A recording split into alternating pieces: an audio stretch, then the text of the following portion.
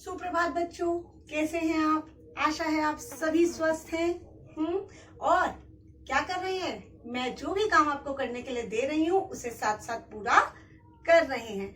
बच्चों, आज हमने एक नया पाठ शुरू करना है। कौन सा पाठ? हमने करना है व्याकरण का पाठ 15 विराम चिन्ह। विराम चिन्ह करने से पहले हम ये समझते हैं कि आपने देखा होगा कि जब भी हम बातचीत करते हैं, किसी से भी हम बातचीत करते हैं, तो बीच में अपने विचारों के अनुसार, है ना, भावों के अनुसार कहीं कहीं रुकते हैं। रुकते हैं ना, कहीं कहीं कम देर रुकते हैं तो कहीं ज्यादा देर रुकते हैं। ठीक इसी को जब हम लिखते हैं, जब हम अपने मन के भावों को लिखते हैं, तब हम विभिन्न प्रकार के चिन्हों का प्रयोग करते हैं। लिखते समय अपने भावों के अनुसार हम कुछ चिन्हों का प्रयोग करते हैं। इन्हीं चिन्हों को कहते हैं विराम चिन्ह। तो विराम जो शब्द है उसका शाब्दिक अर्थ क्या है? उसका शाब्दिक अर्थ है ठहरना या रुकना। और इसकी परिभाषा क्या बनी? इसकी परिभाषा बनी, भाषा को लिखते समय विराम को प्रकट करने वाले चिन्ह विराम चिन्ह कहलाते हैं। ठीक, तो लिखते समय हम जिन चिन्हों का प्रयोग करते हैं वो चिन्ह कहलाते हैं विराम चिन्ह। ठीक, अब विराम चिन्ह का महत्व क्या है? क्यों पढ़ रहे हैं हम विराम चिन्ह? तो देखिए, मैंने यहाँ 2 वाक्य लिखे हैं। एक वाक्य है रुको मत जाओ और दूसरा लिखा है रुको मत जाओ। आप देखिए, दोनों जो वाक्य हैं वो एक जैसे हैं। 3 शब्द है ना इसमें, रुको मत जाओ, है ना। लेकिन ये विराम चिन्ह लगा देने से, ये जो मैंने विराम चिन्ह लगाए हैं, इनके लगा देने से वाक्य का अर्थ ही बदल गया। पहले वाक्य में मैंने यहाँ पे अल्प विराम लगा दिया, रुको मत जाओ। ठीक है, यानी कि मैं सामने वाले को कह रही हूँ कि आप रुको मत, आप चले जाओ। वही दूसरे वाक्य में मैं कह रही हूँ रुको, इसके बाद अल्प विराम लगाया है, रुको मत जाओ। तो यहाँ पर मैं उसको रुकने के लिए कह रही हूँ, है ना फर्क। यानी कि अगर हम गलत जगह चिन्ह लगा दें तो अर्थ का अनर्थ हो जाता है। तो क्या क्या इसके महत्व है? देखिए, भावों व विचारों में स्पष्टता आ जाती है। ठीक है, जो भी हम सामने वाले को समझाना चाहते हैं उसमें स्पष्टता आ जाती है। लय, स्वर व अनुतान में उपयोगी होता है। जैसे मैंने कहा कि वाह तुमने तो कमाल कर दिया। अब मैं अगर इसको सीधा सीधा से बोल रही हूँ, जैसे मैंने कहा वाह तुमने तो कमाल कर दिया, तो सामने वाले पे असर नहीं होगा, है ना। लेकिन अगर मैं बोलूं वाह तुमने तो कमाल कर दिया, तो उसमें लय, स्वर, है ना, अनुतान में ये सहायक है। फिर भाषा अर्थपूर्ण और प्रभावपूर्ण हो जाती है। अर्थ उसका निकलकर सामने वाले को पता चल जाता है। तो ये हो गया इसका क्या महत्व। अब हम कर रहे हैं कुछ प्रमुख विराम चिन्ह। आपकी किताब में कुछ विराम चिन्ह दिए हुए हैं, तो देखते हैं कौन कौन से हैं। सबसे पहले है पूर्ण विराम, जिसको आप कहते हो क्या? फुल स्टॉप, है ना। इंग्लिश में हम फुल स्टॉप लगाते हैं हर सेंटेंस के बाद में, हर वाक्य के बाद में। हिंदी में लगाते हैं हम एक सीधी रेखा। ठीक है, तो ये जो खड़ी पाई जिसे आप कहते हैं, ये है पूर्ण विराम का चिन्ह। आपको नाम से ही पता चल रहा है, पूर्ण मतलब पूरी तरह से, और विराम मतलब रुकना। यानी कि जब हम पूरी तरह से रुक जाएं उसे क्या कहते हैं? पूर्ण विराम। ये कब लगता है? ये वाक्य के अंत में लगता है।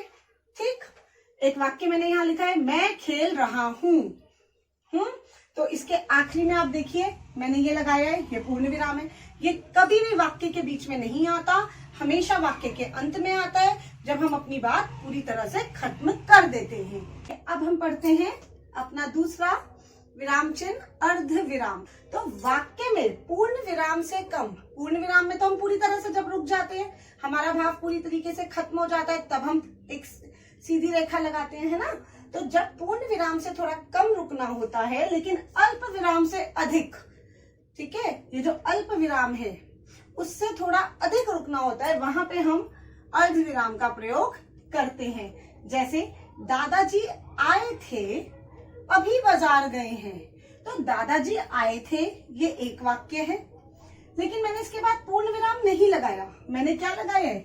मैंने अर्ध विराम लगाया है। क्यों? क्योंकि अभी आगे बात चल रही है।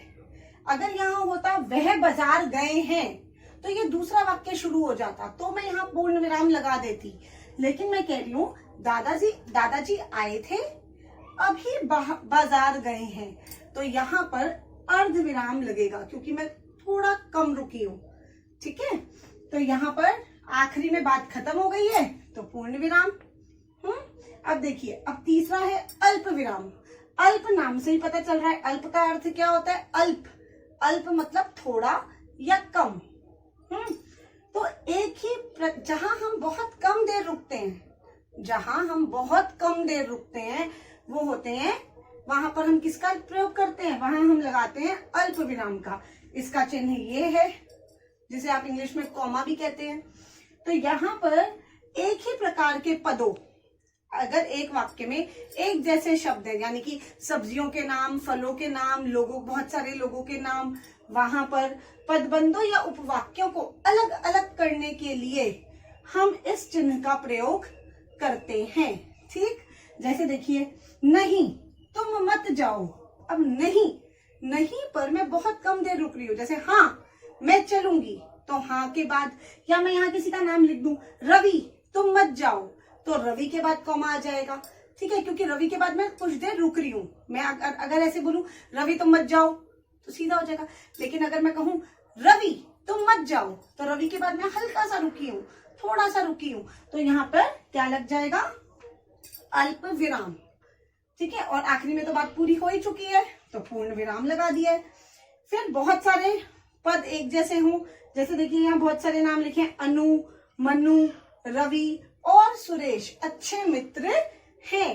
तो अनु, मनु, इनके बीच में क्या आ जाएगा? एक जैसे नाम है ना, तो इनके बीच में मैंने अल्प विराम लगा दिया। ठीक, तो अल्प विराम बहुत कम जब रुकते हैं, अर्ध विराम थोड़ा ज्यादा रुकते हैं, पूर्ण विराम जहां पूरी तरह से हम रुक जाते हैं। चलिए देखते हैं अपना चौथा विराम चिन्ह, प्रश्न सूचक चिन्ह। प्रश्न सूचक चिन्ह प्रश्नवाचक वाक्यों के अंत में इसका प्रयोग किया जाता है। ठीक है, जैसे हम पूछें तुम कहाँ जा रहे हो, तुम्हारा नाम क्या है, तो उसके अंत में हम किसका प्रयोग करते हैं? प्रश्न सूचक चिन्ह का। कभी कभी ये एक शब्द का भी हो सकता है, जैसे क्या। ठीक है, तो क्या के बाद आप लगा सकते हैं। ठीक है, अगला है हमारा विस्मय सूचक चिन्ह। विस्मय सूचक चिन्ह हर्ष, शोक, दुख, विस्मय, है ना, आश्चर्य प्रकट करने के लिए हम जिन चिन्हों का प्रयोग करते हैं उसे विस्मय सूचक चिन्ह कहते हैं। ठीक है, ये इसका चिन्ह है। जैसे वाह तुमने तो कमाल कर दिया, तो वाह, छी, उफ, ओह, ऐसे शब्दों के बाद हम इस चिन्ह का प्रयोग करते हैं। कभी कभी ये वाक्य के अंत में भी लग सकता है। ठीक है, इसके बाद है हमारा अगला योजक चिन्ह। योजक चिन्ह जो होता है वो समासिक शब्दों, तुलनावाची शब्दों, समानार्थी व विपरीत युग्मों के बीच में इसका प्रयोग होता है। ठीक है, इसका प्रयोग किया जाता है। किसके बीच में? कोई समासिक शब्द हो, सुख, दुख, दिन, रात, ऐसा। हाँ, तुलनावाची शब्द हो, जैसे सा, कोमल, कोमल सा, ठीक है, चांद सा, लोमड़ी सी, ऐसे शब्दों के बीच में। ठीक है, तो यहाँ पर सा सी के पहले लग जाता है। विपरीत युग्म या समानार्थी हो, जल्दी जल्दी, धीरे धीरे, ऐसे शब्द हो, विपरीत शब्द हो। जैसे यहाँ मैंने दिया एक वाक्य, व्यापार में लाभ हानि आम बात है, तो लाभ हानि के बीच में विपरीत शब्द है ना, इसके बीच में मैंने लगा दिया। ठीक, तो ये है आपका योजक चिन्ह। इसके बाद अगला है आपका निर्देशक चिन्ह। निर्देशक चिन्ह निर्देश देने के लिए, कथन, उद्धरण व विवरण आदि के लिए इसका प्रयोग किया जाता है। बच्चे, योजक चिन्ह और निर्देशक चिन्ह में थोड़ा सा अंतर है। जो निर्देशक योजक चिन्ह होता है वो ऐसा होता है ना, और निर्देशक चिन्ह ऐसा। ठीक है, दोनों के ये छोटा होता है और इसका आकार थोड़ा निर्देशक चिन्ह का थोड़ा बड़ा होता है। तो कथन, कोई बात हम बोल रहे हैं उससे पहले हम इनका प्रयोग करते हैं। जैसे रवि, जब संवाद लिखते हैं रवि, श्याम, सुरेश, तो जो भी वो कथन कह रहे हैं उससे पहले हम इस चिन्ह का प्रयोग करते हैं। रवि, आप कैसे हो, तो हमने इससे पहले रवि के बाद निर्देशक चिन्ह का प्रयोग किया। इसके बाद है उद्धरण चिन्ह। उद्धरण चिन्ह के बेटे दो भेद हैं, एक इकहरा उद्धरण चिन्ह और एक दोहरा उद्धरण चिन्ह।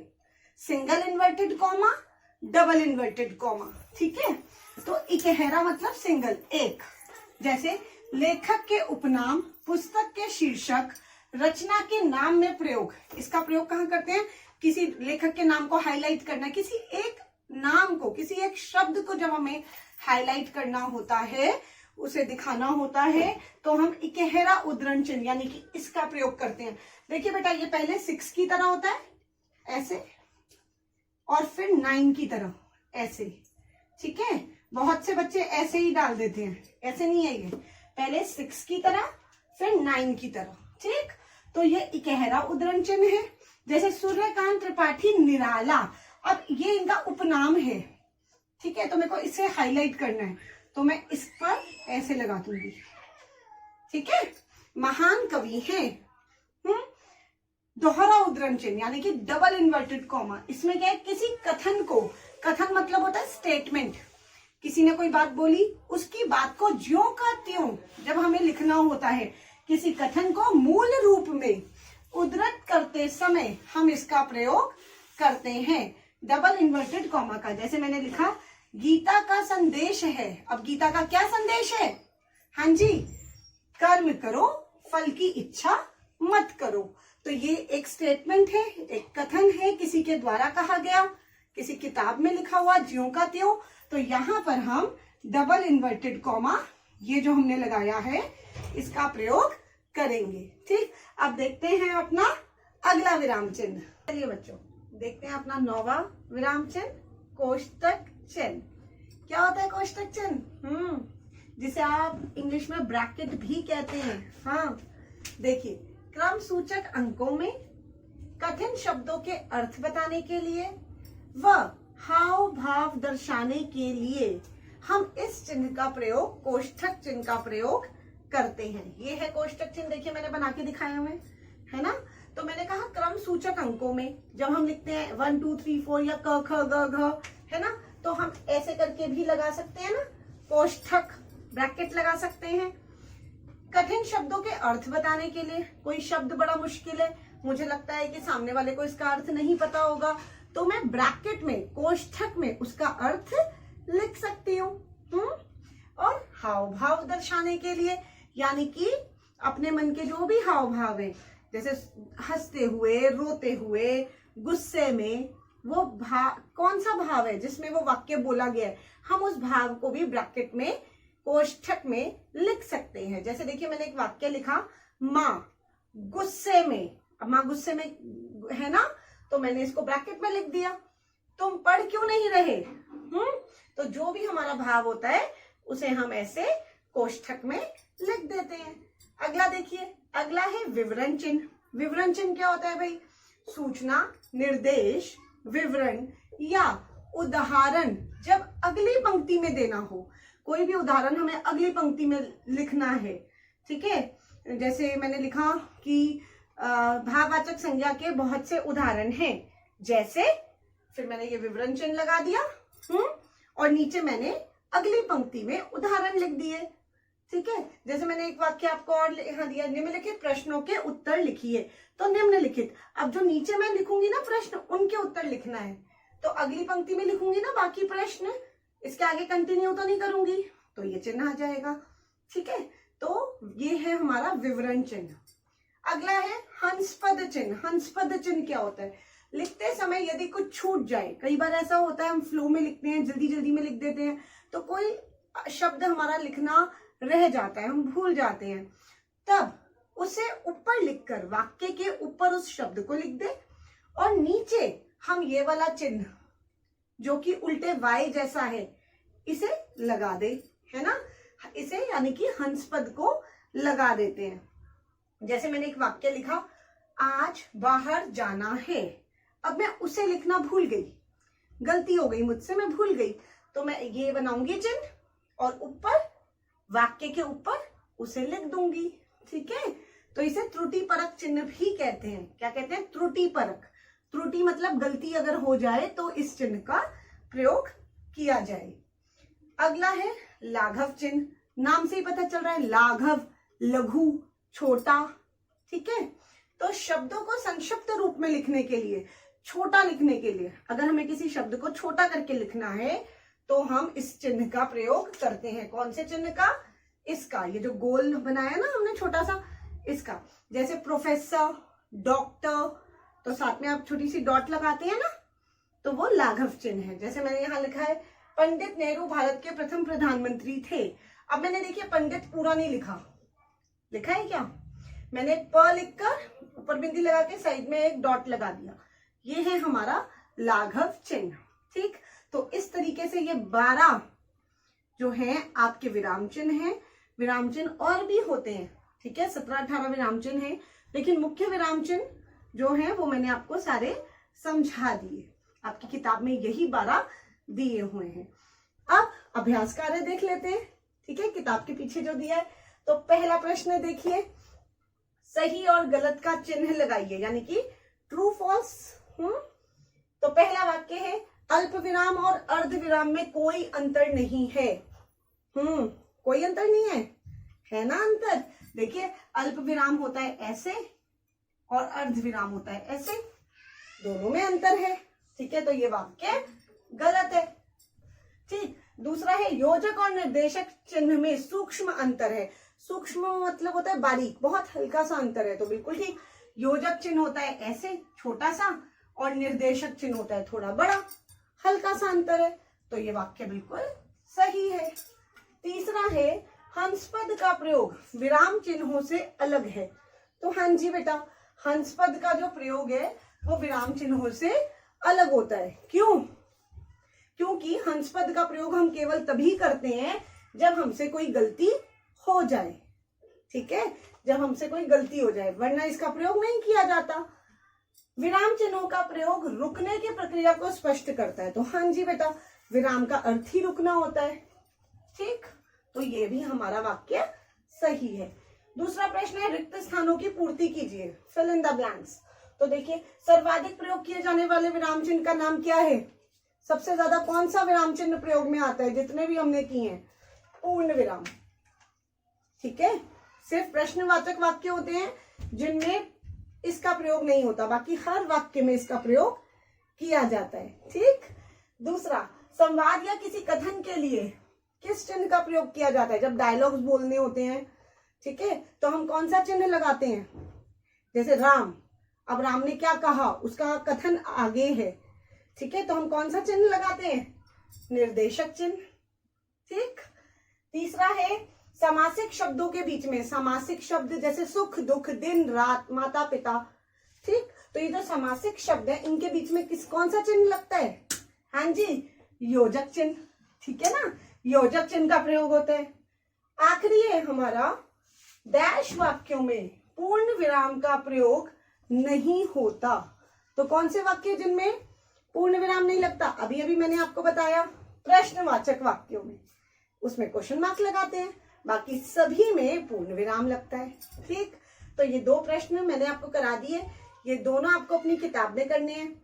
आपकी किताब में एक तीसरा और चौथा प्रश्न भी दिया हुआ है, जिसमें आपको विराम चिन्ह लगाने हैं। वो मैं आपको नहीं करा रही हूँ क्योंकि मैंने सारे विराम चिन्ह आपको समझाए हैं, आप वो खुद करेंगे, बहुत आसान है। ठीक है, तो प्रश्न 3 और प्रश्न 4 आपको कॉपी में करना है, खुद करना है। कोई दिक्कत होगी तो मुझसे कमेंट बॉक्स में पूछना है, और पहला और दूसरा प्रश्न आपको अपनी कॉपी में करना है। ठीक है, तो अपना काम पूरा रखें और अपना ध्यान रखें।